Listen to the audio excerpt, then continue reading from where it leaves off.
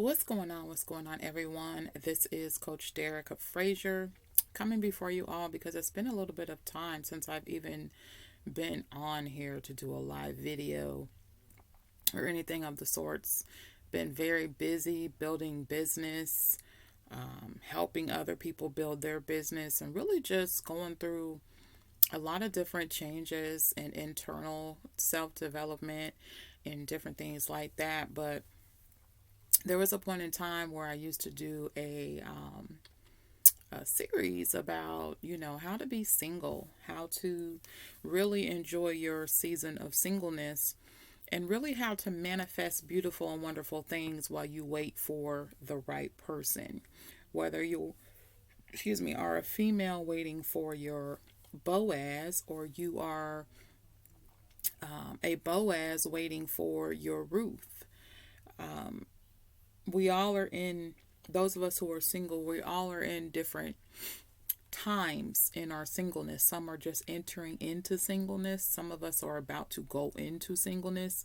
Some of us are in the season of singleness, like in the thick of it. And some of us are considering, really taking that special person seriously and exiting the single world. And I think there's a stigma on being single that has really plagued our community. And a lot of people, are under the impression that being single is a crime, or being single is a punishment, or being single is something that you have to be quiet about or can't share with other people. But I'm here to tell you that honestly, being single is really a badge of honor. It doesn't mean that something's wrong with you. It doesn't mean that you're less than. It doesn't mean that, you're incapable of finding that right person. It just means that there is no interruption between you and your ability to build a personal solid relationship with God. I don't know what everyone's personal spiritual beliefs are. I'm not religious per se, but I am spiritual. I do believe in God. I do believe in Jesus. I do believe he died. I do believe he rose again. I do believe he's coming back. So with that said, I am a Christian. I wouldn't consider myself a Bible thumper. I am not perfect. I do make mistakes. I do have to repent for those mistakes. But at the age that I'm at now, you kind of get to a point where you get tired of making the same mistakes over and over and over again. So I'm also at a point in my life where I'm making sure that, when I do make mistakes that, or when I do fail at something, I don't take it personally and I don't internalize it, but I fail forward instead of falling backwards. And it really is it's a process. It's a series of developmental, you know, uh, uh, mental classes that you really have to involve yourself in to learn how to fall and fail forward. People look at being single as a failure, as I said, and it really is not a failure. The thing is about being single is that, we have to really ask ourselves, are we truly ready to go into a relationship? You know, are we truly at a point where we feel like there's everything that we need to do in our season of singleness? And we have accomplished all that, and we are basically ready to walk down the aisle. Because, see, as women, the Bible says, I'm messing with my nails, you guys. The Bible says that when a man findeth a wife, he find a good thing. It does not say when a man find a girlfriend or a cuddy buddy or whatever we got going on, an entanglement. I'm so tired of hearing that word, but I use that word because I know that you can relate to what it's attached to. And so with that said, it's kind of like, am I really ready for a relationship? Like, are you where you need to be financially? Okay, because we do know that a large reason why people have problems and get divorces is not just what we think, like adultery and things like that. That's true, but it is also financial disparities, right? When you have people who have all these financial issues and then come into a relationship with another person who maybe didn't have financial issues, or even if they did have financial issues, and then you two come together and now you got your financial issues and that person's financial issues, and now y'all done brought this stuff together, and now you got just two broke people trying to get rich together. And then what are you going to do? Because you haven't taken time to really get yourself out of that hole. You just jumped into a relationship with another person that is financially broken. Now you have two financially broken people who are now getting further and further in debt because they can't get any credit. They can't get ahead, right? They're living paycheck to paycheck, and now you have tension, and now you have stress, and now you can't live the life that you envision that you want to live, and now you're blaming the other person instead of blaming yourself. Then you become resentful, right? And then you have people who are emotionally broken, meaning they haven't taken time to really heal from the past wounds and scars that they've had to endure. Okay, they haven't taken time to really love themselves and develop a relationship with God and really learn how to lean on Him and allow Him to heal those wounds and also break those soul ties. And I think a lot of times people hear the word soul ties and they think that it's something that is completely unrelated to them if they don't believe. But I'm here to tell you that, not only is it related to you, but also soul ties can be emotional too, and not just a physical soul tie. You can be emotionally soul tied to another human being, which is, it's just as powerful, and sometimes it can be even more powerful than actually having a sexual soul tie with a human being. Because when you are emotionally tied with someone, you are attached at the heart, right? That affects your being. And a lot of times when you are emotionally tied to someone, then you find yourself just really at a point where you are so emotionally attached to that person that you really don't even know how to separate who they are and what they are and what they represent from who you are and what you represent.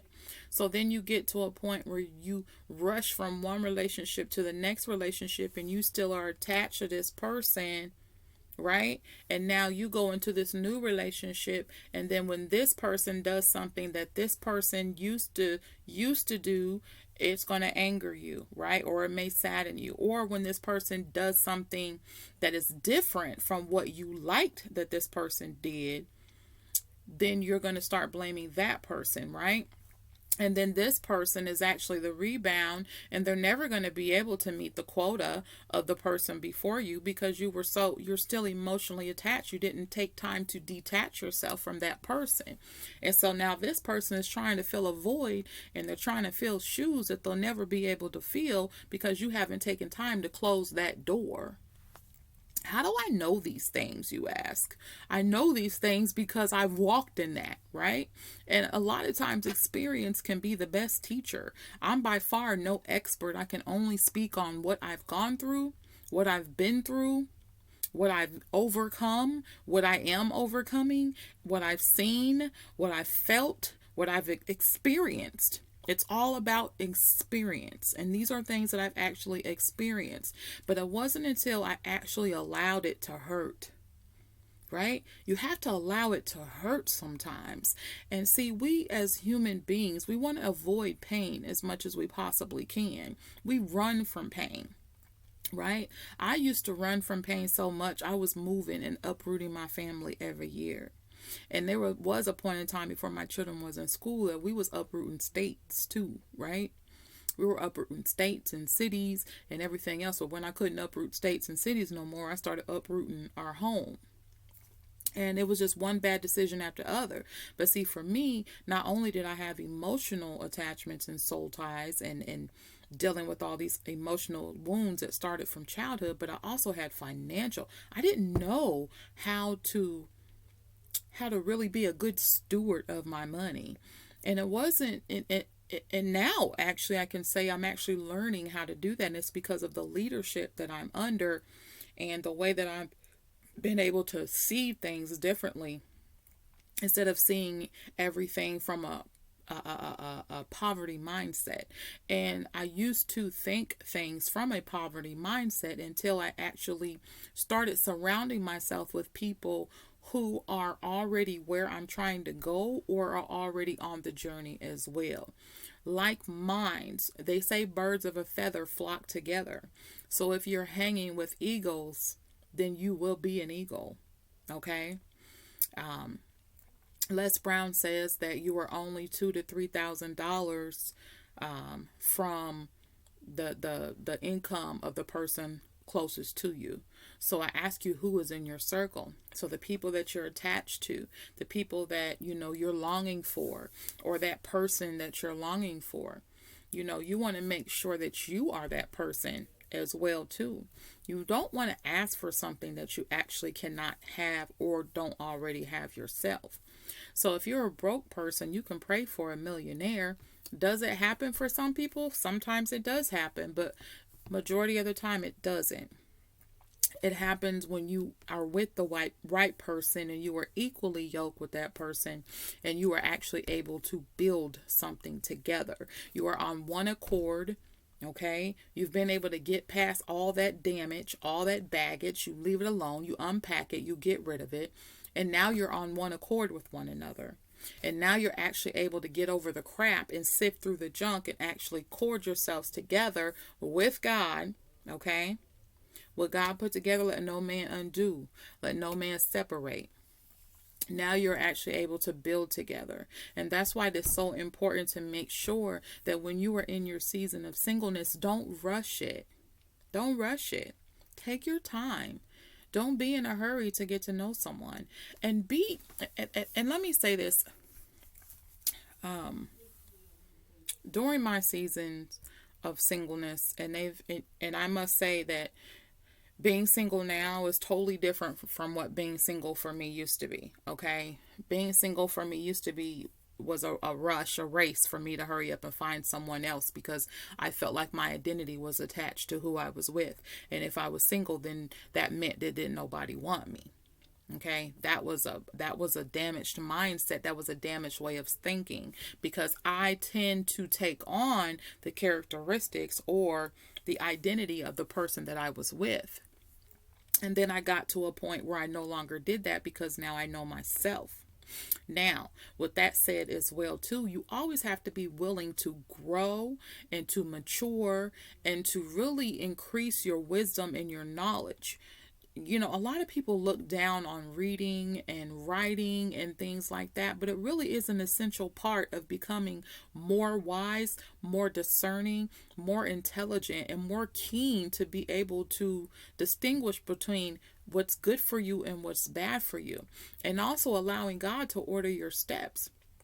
We learned today that and it's not that we didn't know this, but sometimes we really have to have things that are broken down for us in a different format. And we learned today to really start asking God for the promises that he says he will give us. He knows the plans that he has for us.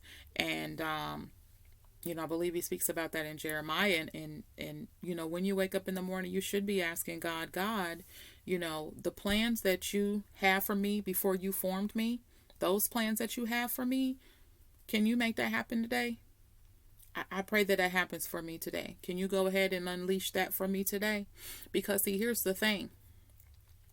When you allow God to operate according to his will, then you will get the desires of your heart. Because see, his desires is really what you want. It's just that you think it's something else. Okay?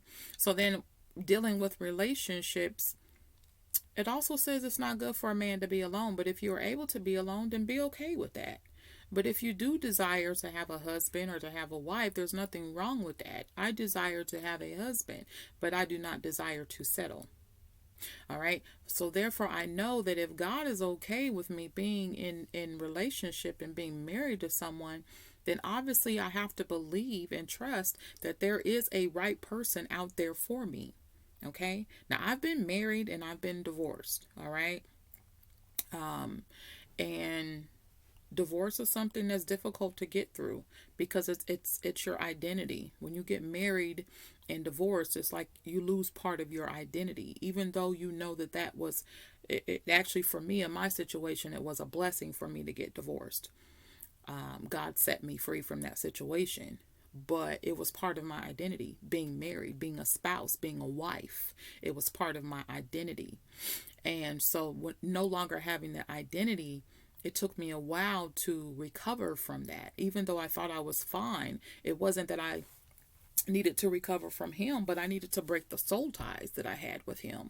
I was his wife for almost a decade, and I needed to break the soul ties and the identity that was attached to him, because I took on his visions. And when you marry someone that don't have any vision, any goal, any drive, then basically you're marrying into a dead end. And he didn't have the drive or the goal. He didn't have the follow through or the consistency because of the vices and the grip, right? That instability had on him. And so it was a constant battle. It was a constant battle because I didn't want to go down that road. But that's the road that he kept pulling us in as the leader of the household. So it was a constant battle. We were constantly bumping heads. So that wasn't cool, right? And that was me, though, thinking that, I needed to be in relationship to be whole, to have my identity. And then when I got to the point where I am now, where I realized, and there's a difference between realizing and getting it. I realized it then, but I got it now. So it's like a lot of people think that when you're in your season of singleness that, that's just the way it is. You're just single until you get in a relationship. But that's not really the way it is, because there's actually different stages of singleness. When you get out of a relationship for whatever reason that you are single, some people are just single because they're just not in a relationship yet. Okay? They just haven't had time to pursue a relationship yet. Some people are single because they've made a choice.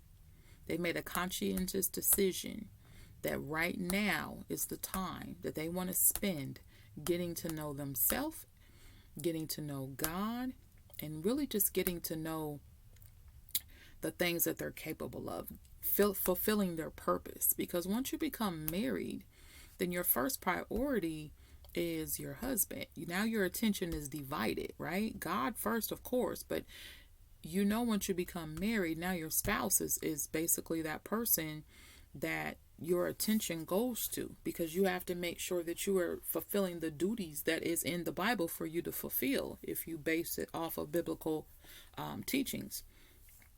But a lot of times people forget that, there's different stages of singleness.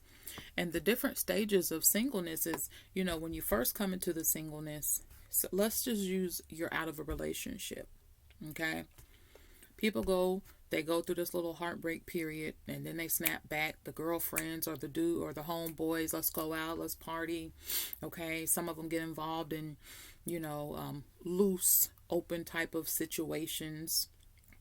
And some people, they hook up with someone to kind of numb the pain for a little bit. Some people will, they'll date someone who maybe has some good qualities and characteristics, but is very vulnerable, and they maybe sense that, maybe subconsciously sense that. And because of that vulnerability, now you have two codependent people who both should technically be single, and now they've come together, and so now they are both codependent on one another. And so what ends up happening, because we know that hurt people, so now you have two hurt people who are wounded from previous relationships or previous circumstances, and now they've come together, and now they've come together. Love you too. Talk to my son. And now they've come together, and now they're in this relationship, this toxic relationship, because quite honestly, they can't give each other their whole heart because they haven't even given themselves their whole heart. And that's the thing that I was missing for so many years. Is like I would give and give and give my all, give my all, give my all, until I realized that I never did give my all because I didn't know how to give my all because I wasn't even giving myself my all. Right? And then when you get to a point where you're like, you know, I gotta do this for me. I've got to do this because I want to give myself a chance instead of giving that person a chance or that person a chance. I want to give myself a chance. I want to get myself together mentally and physically and emotionally and spiritually. And I want to be able to be to a point where I actually get involved with someone because it's an actual decision. I've made a conscientious decision that I'm ready to start entertaining the potential. Okay. Here's the thing though, because I'm at a point now where I'm kind of entertaining the potential. Not ready to quite plunge into it, but just entertaining the potential. But with a purpose, right? With a purpose. Because see, when you begin to entertain the potential, now you're at a point where so I've gone through the healing and it was painful. Healing hurts. That's why it's healing, because it's a process. But if you're not willing to go through the painful process, then you basically are just adding on to your baggage that you already have. Okay? So going through the healing and understand something. Healing isn't always because of the damage that a relationship has done to you. It could have been a circumstance. It could have been an event. It could have been a happening, whatever it was. It's not always someone that you was in an intimate relationship or a sexual intimate relationship with, okay? It could have been an emotional relationship, a family relationship, whatever it may be. It's not always just a marriage or boyfriend, girlfriend, whatever. So, when you start going through that and you at a point now where you actually can talk about a situation and it doesn't tear you up and it doesn't break you down or put you in a bad mood or just ruin your whole day, then you know that you're at a level where you actually, okay, I think I'm really getting through this. I'm okay. I can actually help somebody now. But how are you helping somebody when y'all both sitting here boo-hooing because of your pain and their pain, and y'all helping each other? How we doing this? Your leg broke and my leg broke. So now we got two people who are both broken trying to get somewhere as a whole. That's not the way it works. Okay, and that's where people mess up. This whole lie about 50-50, that is such a lie. That is such a lie. Because that is exactly what it is. You give me 50% of you, and I give me 50% of me, and then together we make 100%. Absolutely not. You give me 100% of you, and I give you 100% of me, and then together we have 100%. Instead of 50 and 50 together, they cancel each other out. You get nothing. You get nothing. So, going through the stages, healing, then acceptance. Then you got to get to a level of acceptance. I'm okay. Yeah, you know what? This happened. I can admit that this happened. This was my part of it. This is what I did. This is what I contributed to it. Now, I want to make a disclaimer now. And I feel like it needs to be said. As I stated earlier, some issues are not always your husband or your wife, if you're a male watching this or whatever. Some situations can be things that happened to you when you was a childhood. Okay? You're not to blame for that. So understand that. So, back to what I was saying. Just wanted to make that disclaimer. So, okay. All right. Yeah, okay. Yeah, I could have been a little bit more this, or I could have been more that. And see, a lot of times we don't want to admit those types of things because we feel like it makes us sound like we're less of a person, or, we're not, we're less than perfect. Well, we are. We're imperfect people. But that's the way we were created to be. And the beauty about being imperfect is that there's always room to perfect a thing. There's always room to perfect a thing, right? We're always growing. We can always be a student. We can always learn. God's not done with us yet. And so now you have acceptance, okay? And then you have to have a transferring of ownership. You have to have a transferring of ownership. Because see, here's the healthy and the unhealthy part. The healthy part is the acceptance, right? But then here is the transferring of the ownership. This is when it becomes unhealthy. Is when you decide that you are going to take what happened to you and let it identify you. You don't take it and you don't own it. You release it. And this is what causes the part where you just kind of stand stagnant, where you stall out. It's because you don't transfer ownership. It's not yours. You give it up. You take it. You take it and you give it to God. All right, God, well, this happened. I did this. This is what happened. Forgive me. I forgive myself. I forgive them. Okay, it's yours. I don't want it no more. But what ends up happening is that we only give pieces to God and then we keep some. We give pieces to God and then we keep some. And then when we keep some, now we've taken a little bit of it and we've added it to our suitcase. And that's when it becomes unhealthy. And that's when the process of healing turns into enabling. Now you're enabling yourself because you're not deeply healing. You're only superficially healing. And now you think you're good. Now you think you're healed. Now you think you're ready. Right? But see, there's more steps. So you have transferring of ownership. You got to give it up. You can't hold on to it. You got to let it go. Allow yourself to feel that thing, go through the motions, and then you release it. You don't own it. You release it. Okay, you have to go through the motions. You have to feel it. You can't not feel. We are a feeling people. God created us with feelings for a reason. You feel it and then you get rid of it. You don't own it because you have to remember who you are and what He created you to be. And when you begin to think anything other than that, that's when the enemy comes in and starts planting ideals in your head that you are what you went through. And that's where you have to transfer ownership. Get rid of it. All right, so now you transfer ownership. Well, what's the next step? Okay, so now you've done that. You're good. You're feeling good. You're feeling a little free. Now what do you need to do? Now you got to start figuring out, what do I need to work on? Okay, do I need to build up my credit? Do I need to hit the gym? Do I need to change some of my friends out that maybe were not my friends, that maybe are not going to be cohesive to me healing and moving forward? Do I need to maybe start attending different social events? Or maybe I need to just try some different social events. Maybe I need to date myself. Have you ever tried to date yourself?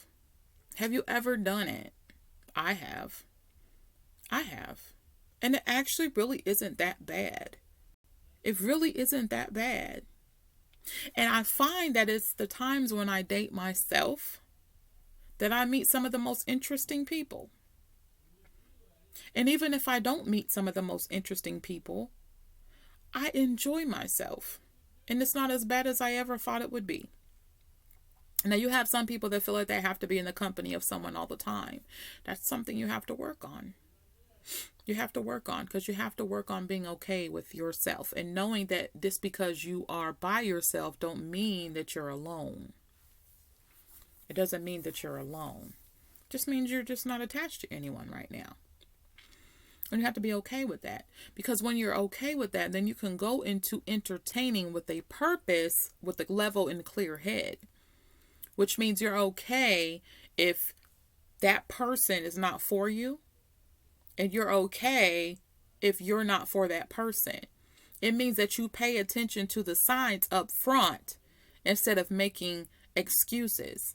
But you also have to make sure that you're not making excuses to avoid yourself being hurt.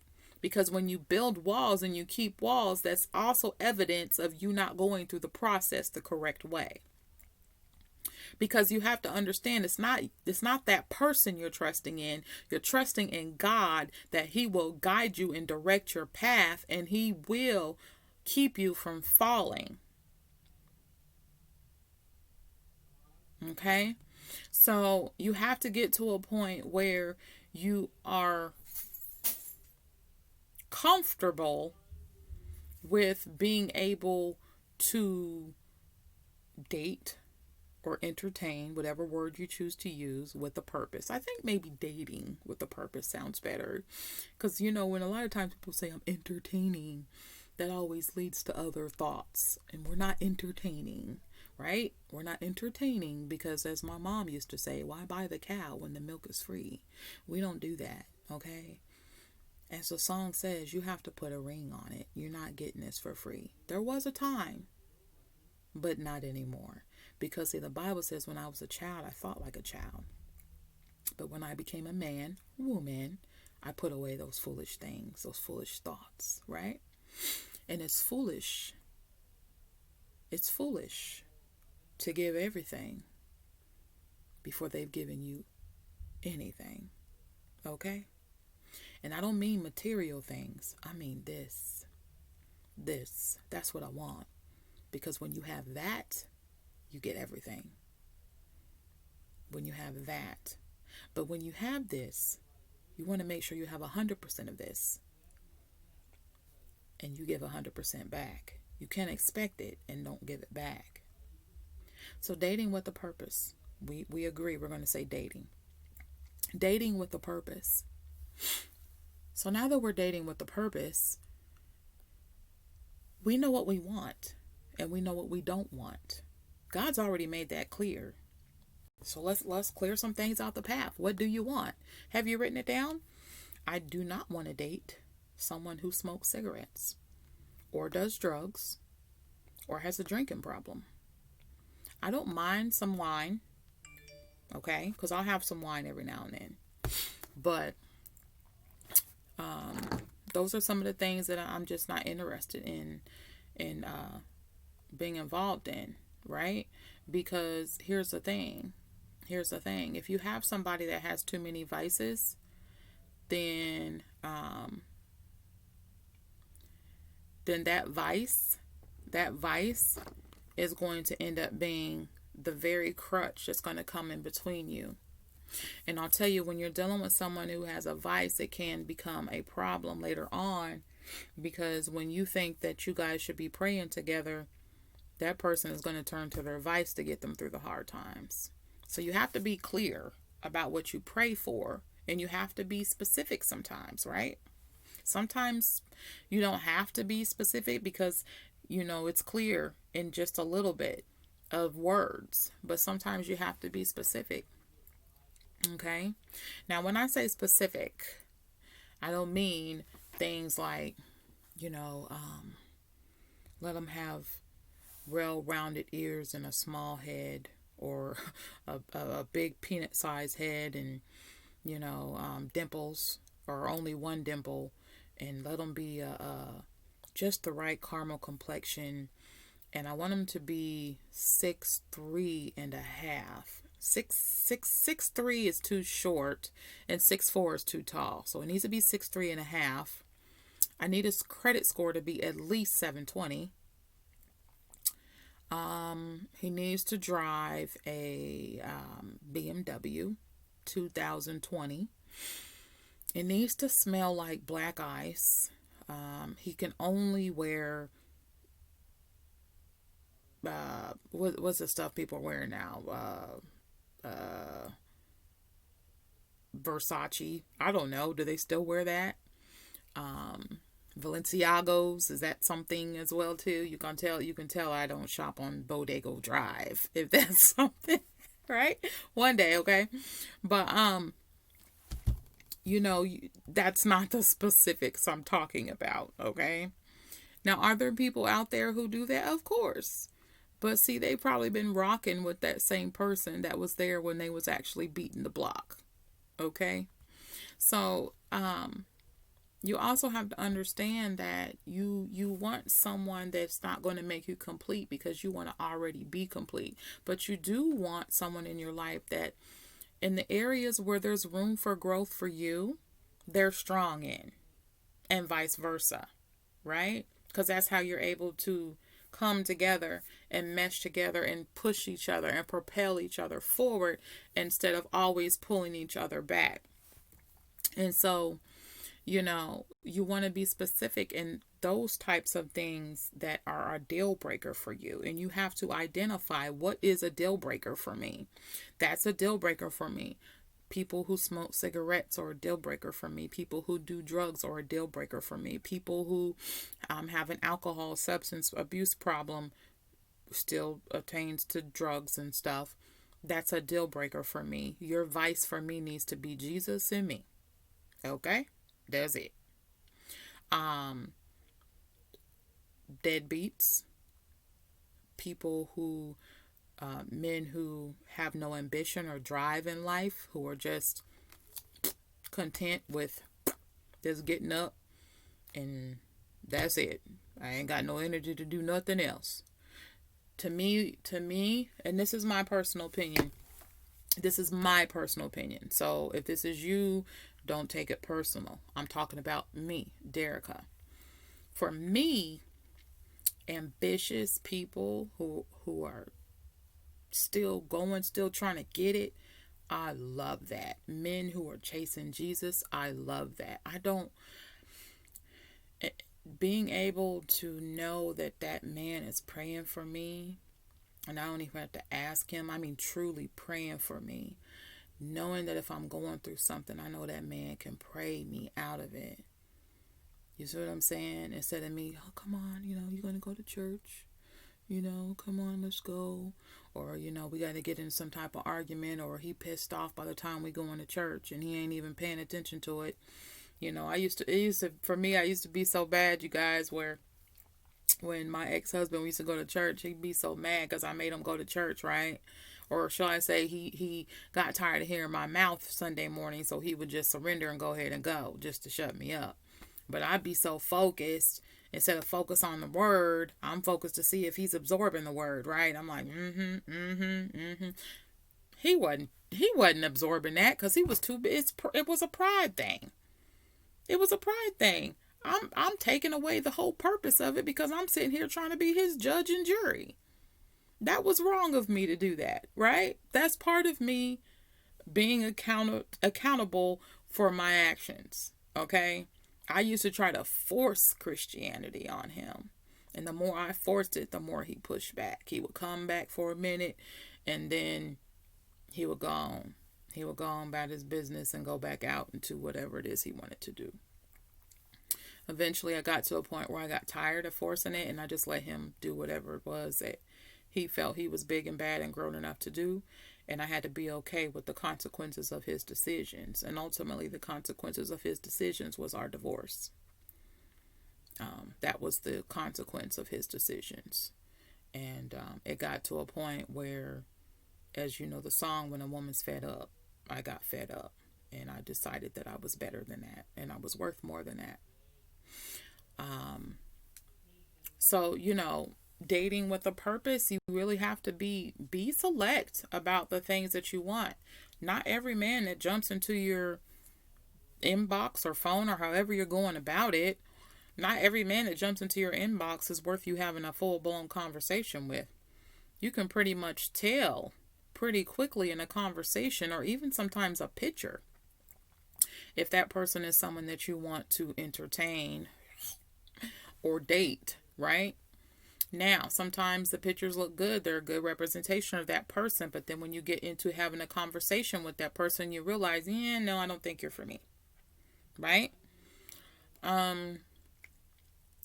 I typically will date through online sources because I don't really get out as much because I work from home. I'm running my business, and that's pretty much what I do all day, every day.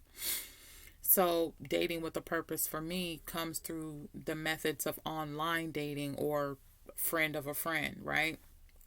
So with that said, I'm able to really kind of be more selective about the people I choose to talk to and entertain because I can quickly say no. Now, there was a point in time where I entertained, and I'm saying entertain, I entertained more than I should have entertained. People I knew that you know what I mean? But I was making exceptions to my rules because I felt like maybe my standards were too high, right? Or maybe I didn't deserve to have everything that I was asking for. So maybe it's okay if he smokes sometimes, right? Knowing that I'm allergic to it, okay? Knowing that. Well, I know I was already married to an alcoholic, but, as long as he doesn't drink like a 6-pack every day, we should be good. When you start finding yourself making excuses and exceptions to your own dating rules, there may be a problem. Again, like I said, don't have standards so high that can't nobody reach it. And understand something too. If you've made your standards so high that can't nobody reach it, do you really want to be in a relationship? Why waste someone's time if you know that you really don't want to be in a relationship? You're just doing it because you feel like that's what you're supposed to do at your age. Okay? Be okay with understanding that maybe he may not be 6'3.5". Maybe he might be 6'2". Now, I'm 5'9", so quite naturally, I do enjoy men who are taller than me. Okay? I do enjoy men who are taller than me. There's plenty of them to go around. So when I say I don't think I'm being ridiculous, when I say that I would like to date, fall in love, possibly marry a man that is taller than me, I don't think that that's me being ridiculous. Now, if you ask me, what if someone came along that was 5'9" or 5'8.25" and treated you like the queen that you are, and catered to you and loved you wholeheartedly and cherished you and loved God, was very active in church, was great with your grown kids, and your teenage son, was a hardworking man. I mean, just an overall good man, a Boaz. Would you turn him down because he was 2 inches shorter than you wanted him to be? I've had to ask myself that question. And honestly, yeah, I would. No, I'm just playing. No, I mean, I probably would make that exception. If this is the man that God has for me, then clearly that's what God has for me. But if you ask me what my preferences would be, these are what my preferences would be. But I have to make sure that my preferences are not preferences that can be wiggled a little bit. Smoking is not a wiggable preference. Right? Drugs is not a wiggable preference. Okay? Being married, being separated, being in other situations, that's not a wiggable preference.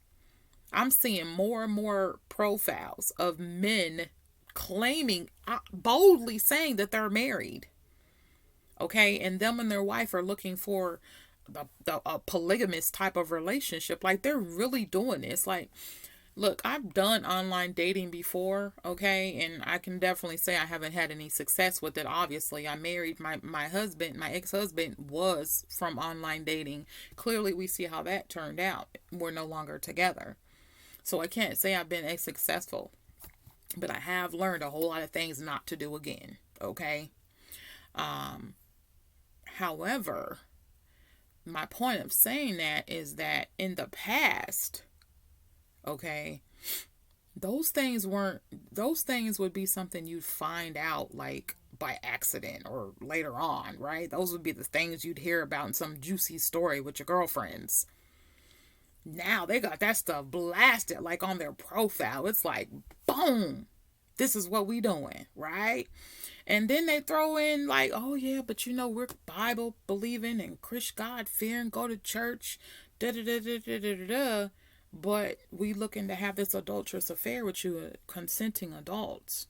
But you got to be spiritual, and you got to be a Christian. You got to be God fearing. You are not Abraham, bruh. For real. And I am not your concubine. So, with that said, you know, I'm going to save the online dating experiences for another video because that's going to be very interesting. I've already been on here for like 45 minutes, so I didn't intend on it being this long. But I guess that's just what happens when, you know, you kind of step away from the scene for a minute. So anyways, you guys, I'm going to end that here. And this is kind of like my personal vlog, right? I don't really have anywhere else to put it. I mean, I could put it on Facebook, but I probably won't. I think I'll just keep loading it up onto my YouTube vlog channel. That's what they call the vlog. And we'll leave it like that. So if you have stayed tuned and watched all the way to the end, let me know what you thought about it. Did you hate it? Did you love it? Did it make sense? Do you want to see more? You never want to see my face again? Even if you never want to see my face again, I'm still going to get on here. You just have an option of not to click on it again. If you didn't like it, I appreciate the critique. But again, you have the option of never getting on here again. So it's all good. I'm going to get off of here. I'm sure you hear the beep, beep, beep, beep, beep, beep, beep, beep. That's my business beeping. Okay, so it's time for me to get off of here and see what's going on with my people. I will talk to you guys later. Peace, love, and hair grease. I gotta find a better ending statement. That sucked.